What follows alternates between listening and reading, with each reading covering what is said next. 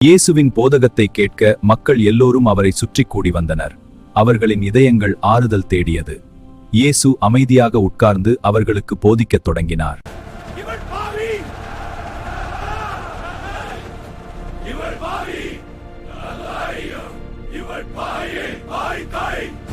அப்பொழுது மோசேயின் சட்ட ஆசிரியரும் பரிசேயரும் விபசாரத்தில் பிடிக்கப்பட்ட ஒரு பொன்னை அங்கு கொண்டு வந்தார்கள். அந்த கூட்டம் இயேசுவிடம், போதகரே, இந்த பொன் விபசாரத்தில் ஈடுபட்டு கொண்டிருக்கும் போதே பிடிக்கப்பட்டாள்.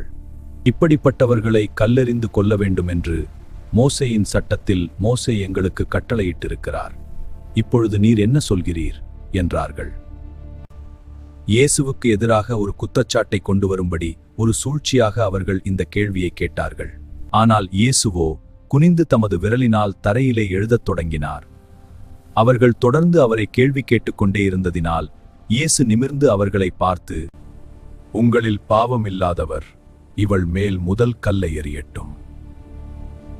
அப்பொழுது இதை கேட்டவர்களில் முதியோர் தொடங்கி சிறியோர் வரை ஒவ்வொருவராக கல்லை கீழே போடத் தொடங்கினார்கள். அந்த பொன்னை சுற்றி இருந்தவர்கள் அங்கிருந்து போய்விட்டனர். இயேசு தனித்திருந்தார். அந்த பொன் அவர் முன் மண்டியிட்டு வணங்கினாள். இயேசு நிமிர்ந்து அவளை பார்த்து, மகளே, அவர்கள் எங்கே? ஒருவனும் உன்னை குற்றவாளியாக தீர்க்கவில்லையோ என்று கேட்டார். இல்லை ஆண்டவரே. கர்த்தர் அந்த பொன்னிடம் இதை சொன்னார். நான் உன்னை குற்றம் சொல்லவில்லை. போய் இனி பாவம் செய்யாதே. நானே உலகத்தின் வெளிச்சமாயிருக்கிறேன்.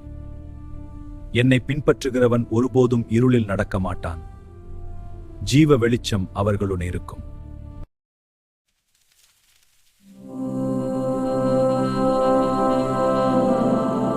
இயேசுவின் கருணை இன்று கூட உயிர்களை மாற்றுகிறது. இந்த வார்த்தைகள் உங்களை தொட்டிருந்தால் ஜீசஸ் ஹீல்ஸ் அஸ் சேனலை சப்ஸ்கிரைப் செய்து தேவனுடைய அன்பை தொடர்ந்து அனுபவியுங்கள்.